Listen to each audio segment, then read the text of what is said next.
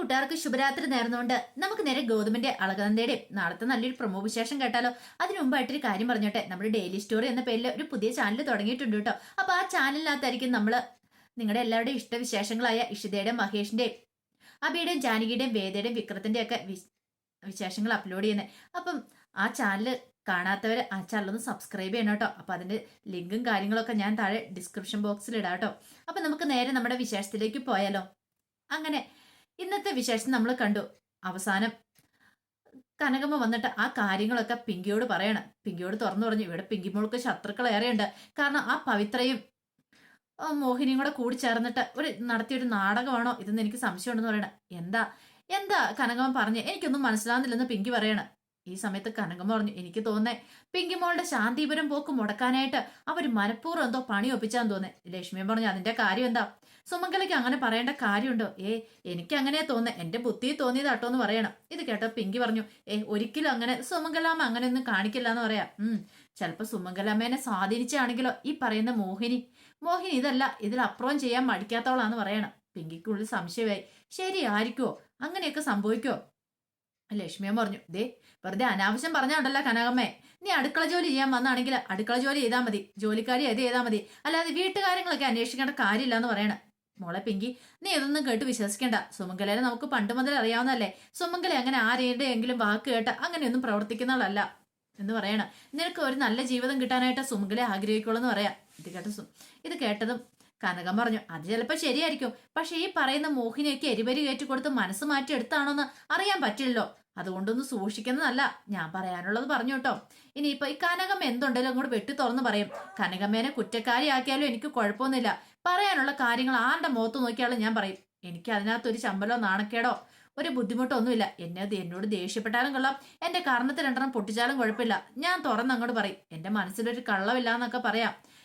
ഇത് കേട്ട് കഴിഞ്ഞപ്പോഴത്തേനും ലക്ഷ്മിയമ്മ പറഞ്ഞു, മതി നിർത്ത. അതെ, കനമ്മയ്ക്ക് അടുക്കള പണിയൊന്നുമില്ല, ചെല്ലാൻ പറയാണ്. ഈ സമയം പിങ്കി പറഞ്ഞു, എനിക്ക് ജ്യൂസ് വേണ്ട, കനമ്മ കൊണ്ടുപോക്കോളാൻ പറയണം. മോളെ പിങ്കി, ഞാൻ കൊണ്ടുവന്നല്ലേ. അവസാനം പിങ്കി അത് വാങ്ങുവാണ്. ഈ സമയത്ത് ലക്ഷ്മിയമ്മ പറഞ്ഞു, മോൾ എന്നും കേട്ട് വിഷമിക്കൊന്നും വേണ്ട. എനിക്ക് വിഷമമൊന്നുമില്ല ലക്ഷ്മിയമ്മേ. എന്നാലും അവർക്കൊക്കെ എന്നോട് എന്താ ഇത്ര ശത്രുതയെന്ന് ചോദിക്കാം.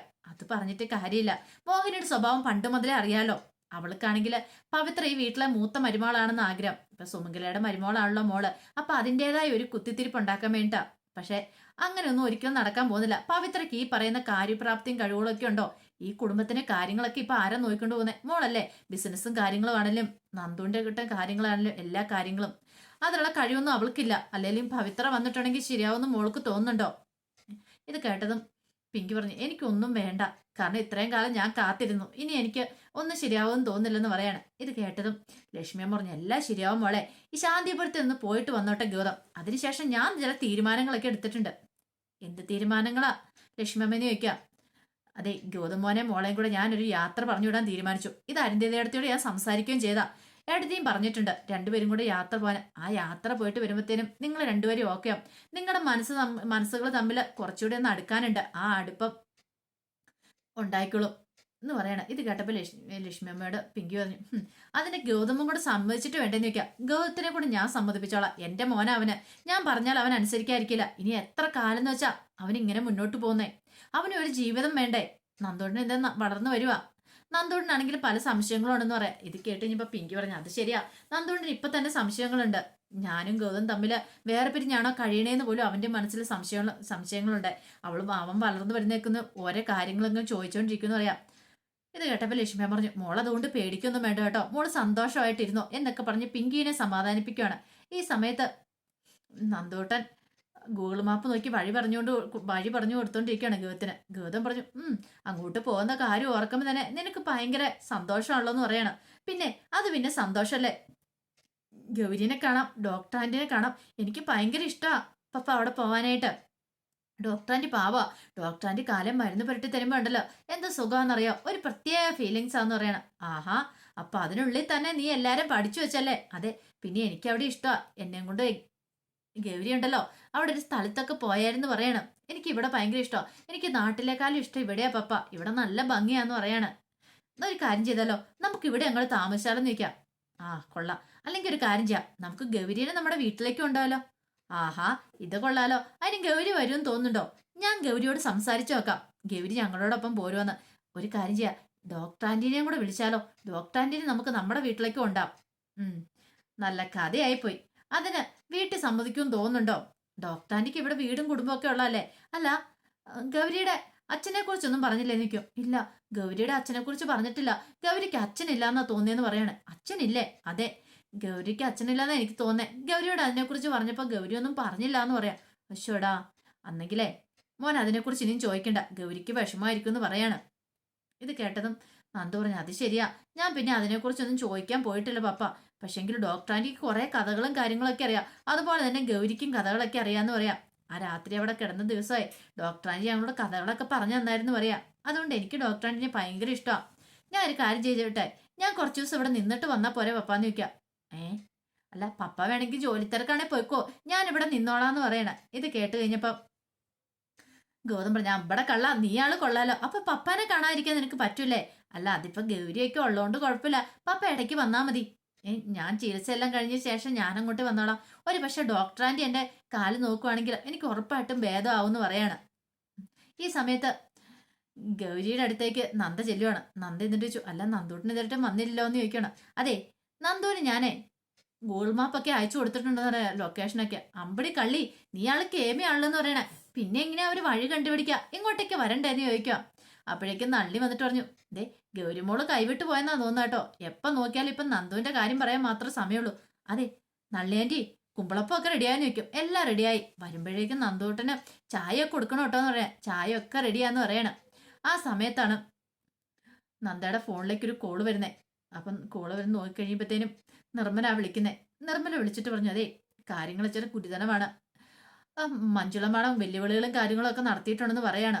ഒന്ന് സൂക്ഷിക്കാൻ നല്ലതാണ് പറയാം. ഇത് കേട്ടിപ്പോ നന്ദ പറഞ്ഞു, എനിക്ക് എന്ത് ചെയ്യാൻ പറ്റും നിർമ്മല എന്ന് ചോദിക്കാം. പേടിച്ചങ്ങനെ ഓടാൻ പറ്റുമോ? അല്ല, ഒരു കാര്യം ചെയ്യാം, നന്ദ കുറച്ച് ദിവസം അവിടുന്ന് മാറി നിൽക്കാൻ പറയണേ. എങ്ങോട്ട് മാറി നിൽക്കാന്? ഞാൻ എങ്ങോട്ടാ മാറി നിൽക്കണ്ടേ? എനിക്ക് അവിടുന്ന് അങ്ങോട്ട് മാറി നിൽക്കാൻ പറ്റുന്ന കാര്യമാണോ? ഗൗരിയുടെ കാര്യം തന്നെ ഓർത്തേക്ക്, അവള് സ്കൂളിൽ പോകുന്നതല്ലേ, അതൊക്കെ ശരി തന്നെയാ. പക്ഷെ ഒരു കാര്യമുണ്ട്, മാറി നിന്നില്ലെങ്കിൽ പ്രശ്നമാവും തോന്നേ. നന്ദയുടെ കാര്യം മാത്രമാണ് കുഴപ്പമില്ല. ഗൗരി മോളെ അവരെന്തേലും ചെയ്തിട്ടുണ്ടെങ്കിലോ അവന്മാര് വെറുതെ ഇരിക്കും തോന്നുന്നുണ്ടോ? മഞ്ജുളാമ്മയുടെ ഒരു കാരണവശാലും വെറുതെ ഇരിക്കില്ല. അവരുടെ മോനെ ആത്മഹത്യ ചെയ്തിരിക്കുന്ന ഒറ്റ മോനോ ഉള്ളത്. അപ്പൊ ഒരു പകരം വീട്ടാനായിട്ട് വരും. മിക്കവാറും ഗൗരിമോളെ ആയിരിക്കും അവർ ടാർഗറ്റ് ചെയ്യുന്നത്. അങ്ങനെ വന്നിട്ടുണ്ടെങ്കിലോ, ഞാൻ അങ്ങനെ അങ്ങോട്ട് പോകാൻ തീരുമാനിച്ചിട്ടില്ല. വരുന്ന എന്താന്ന് വെച്ചാൽ അത് നേരിടാൻ തന്നെ തീരുമാനിച്ചു. അങ്ങനെ ഒളിച്ചോടാൻ പറ്റുന്ന കാര്യമൊന്നും അല്ലെന്ന് പറയണം. ഇത് കേട്ട് കഴിഞ്ഞപ്പോഴത്തേനും നിർമ്മല പറഞ്ഞു, ഞാൻ പറയാനുള്ള പറഞ്ഞു, തൽക്കാലത്തേക്കൊന്ന് സൂക്ഷിക്കണം കേട്ടോ. ആര് വന്നാലും അങ്ങനെ അകത്തേക്കൊന്നും കയറ്റൊന്നും വേണ്ട. ഒരു കാര്യം ചെയ്യാം, വേണം ഞാൻ 2 ദിവസം അവിടെ ഒന്ന് നിൽക്കാന്ന് പറയണ. അതിന്റെ കാര്യമൊന്നുമില്ല നിർമ്മലെന്ന് പറയണ. നീ ഫോൺ വെച്ചോ. ശരി എന്നൊക്കെ പറഞ്ഞ നിർമ്മല ഫോൺ കട്ട് ചെയ്യാണ്. ഈ സമയത്ത് ഗൂഗിൾ ലൊക്കേഷൻ മാപ്പ് അനുസരിച്ച് അവര് വീടെത്തറ, ഇതേ വീടെത്തറ എന്ന് പറയാണ്. ഭയങ്കര സന്തോഷത്തിലായിരുന്നു നന്ദൂട്ടൻ. അങ്ങനെ ഒരു വീടിന്റെ മുന്നിലേക്ക് വന്ന് കാർ നിൽക്കുകയാണ്. നന്ദയുടെ വീടിന്റെ മുന്നിലേക്ക് വന്ന് കാർ നിൽക്കുകയാണ്. ഇതാണോ ഡോക്ടർ ആന്റി വീടെന്ന്? ഇത് തന്നെയാ പപ്പാന്ന് പറയണം. അപ്പോഴേക്കും ഗൗരിമോൾ അകത്തുനിന്ന് ഓടി ഇറങ്ങി വരുവാണ്. നന്ദുവിനെ വന്നിട്ട് കെട്ടിപ്പിടിക്കുകയാണ്. നന്ദു, അതെ യാത്രയൊക്കെ സുഖമായിരുന്നോ? പിന്നെ ആയിരുന്നോന്നോ? അപ്പോഴേക്കും ഗൗതം പറഞ്ഞു, ഇവിടെ വന്ന വിവരം അമ്മേനെ വിളിച്ചു പറയണ്ടേ? അതെ, പപ്പ തന്നെ വിളിച്ചു പറഞ്ഞാൽ മതി എന്ന് പറയാ. പിന്നീട് ഗൗതം പിന്നെ പിങ്കിനെ വിളിക്കുകയാണ്. പിങ്കിനെ വിളിച്ചിട്ട് പറഞ്ഞു, ഞങ്ങൾ ഇവിടെ എത്തിയിട്ടോ എന്ന് പറയാണ്. ആണോ? യാത്രയൊന്നും കുഴപ്പമില്ലായിരുന്നല്ലോ? കുഴപ്പമൊന്നുമില്ലായിരുന്നു. വഴിയൊക്കെയാ, അതൊക്കെ ലൊക്കേഷൻ മാപ്പൊക്കെ ഗൗരിമോൾ അയച്ചു തന്നിട്ടുണ്ടായിരുന്നു പറയണം. പിന്നീട് ഗൗരി നേരെ ഗൗതത്തിന്റെ അരിയിലേക്ക് ചെല്ലുവാണ്. ചെന്നിട്ട് ചോദിച്ചു, അങ്കിളെ ഇതേ ഞാൻ എത്ര സമയം കാത്തിരിക്കണം എന്നറിയോ? നിങ്ങൾ എന്താ എത്ര താമസിച്ചെന്ന് ചോദിക്കാം. അത് പിന്നെ ഇത്ര പതുക്കിയാ വന്നേന്ന് പറയാണ്. ആണോ? പിന്നീട് ഗൗരിമോളെ ചേർത്ത് പിടിക്കുന്നുണ്ട് ഗൗതം. സുഖമാണോ എന്ന് ചോദിക്കണം. സുഖം അങ്കളെ, എനിക്ക് സുഖമാന്ന് പറയണം. അല്ല, മോളുടെ അമ്മ എന്തിയെ, ഡോക്ടർ ആന്റി എന്തിയെന്ന് ചോദിക്കുകയാണ്. അത് കേട്ടപ്പോൾ അമ്മ അകത്തുണ്ട്, ഇപ്പൊ തന്നെ വരുമെന്ന് പറയണം. ബാ അങ്കിള് കയറി വരാനും പറഞ്ഞോണ്ട് അങ്ങനെ കയ്യെ പിടിച്ച് അകത്തേക്ക് ഇട്ടിക്കൊണ്ട് വരികയാണ്. ഈ സമയം നന്ദ മുകളിലത്തെ മുറിയിലായിരുന്നു. അപ്പൊ കാറ് വന്നിരിക്കുന്ന ശബ്ദമൊക്കെ കേട്ടു. അങ്ങനെ കേട്ട് കഴിഞ്ഞപ്പോൾ തന്നെ നന്ദ അങ്ങോട്ട് സ്റ്റെയർ കേസ് ഇറങ്ങി നന്ദുവിനെ കാണാനുള്ള ധൃതിക്ക് ഓടി ഇറങ്ങി വരുവാണ്. അങ്ങനെ സ്റ്റെയർ കേസ് ഇറങ്ങി അങ്ങോട്ട് വരുമ്പോഴാണ് ആ കാഴ്ച കാണുന്നേ. ഗൗതം അവിടെ നിൽക്കുന്നേ. ഒരു നിമിഷം ഞെട്ടിപ്പോയി. കാരണം ആ സമയത്ത് നന്ദുവിന്റെ കൈ പിടിച്ച് വാടാന്ന് പറഞ്ഞ് ഗൗരി അങ്ങോട്ട് കൂട്ടിക്കൊണ്ട് പോയായിരുന്നു. ആ സമയത്ത് ഗൗതം ഇങ്ങനെ അവിടെ നോക്കി നിൽക്കുന്ന സമയത്ത് നന്ദ ഇറങ്ങി വരുന്നേ. നന്ദനെ കണ്ടത് ഒരു നിമിഷം താൻ കാണുന്ന സ്വപ്നമാണോ അതെന്താന്ന് വിശ്വസിക്കാനാവാതെ ഇങ്ങനെ നിൽക്കുവാണ് ഗൗതം. പെട്ടെന്ന് നന്ദ എന്ന് പറഞ്ഞു നിൽക്കുവാണ്. നന്ദയ്ക്ക് ഒരു നിമിഷം എന്ത് ചെയ്യണത്തില്ല. നന്ദ അങ്ങോട്ട് ഓടിച്ചെല്ലുവാണ്. ഓടിച്ചെന്നിട്ട് ഗൗതത്തിന്റെ നെഞ്ചിലേക്ക് വീഴുവാണ്, കെട്ടിപ്പിടിക്കുവാണ്. അപ്പൊ അതിന്റെ വിശേഷങ്ങളാണ് കാണുന്നത്. ഇനി എന്തൊക്കെ സംഭവിക്കുമെന്ന് അറിയത്തില്ല. ഇനിയിപ്പം നന്ദ തുറന്നു പറയോ തന്റെ മകളാണ് ഗൗരി എന്നുള്ള കാര്യം. ഇനിയിപ്പൊ അങ്ങനെ പറഞ്ഞിട്ടുണ്ടെങ്കിൽ ഇനിയിപ്പൊ നന്ദേനെ അങ്ങോട്ട് കൂട്ടിക്കൊണ്ട് പോകാനായിട്ടോ ഗൗതം ശ്രമിക്കുള്ളൂ. ഒരു കാരണവശാലും അവിടെ നിർത്തിയിട്ട് പോകാൻ ശ്രമിക്കില്ല. അപ്പൊ അതിന്റെ വിശേഷങ്ങളൊക്കെ ആയി നമുക്ക് എല്ലാവർക്കും കാത്തിരിക്കാട്ടോ. ഒരിക്കൽ കൂടി എല്ലാവർക്കും നല്ലൊരു രാത്രി ആശംസിച്ചു നിർത്തുന്നു.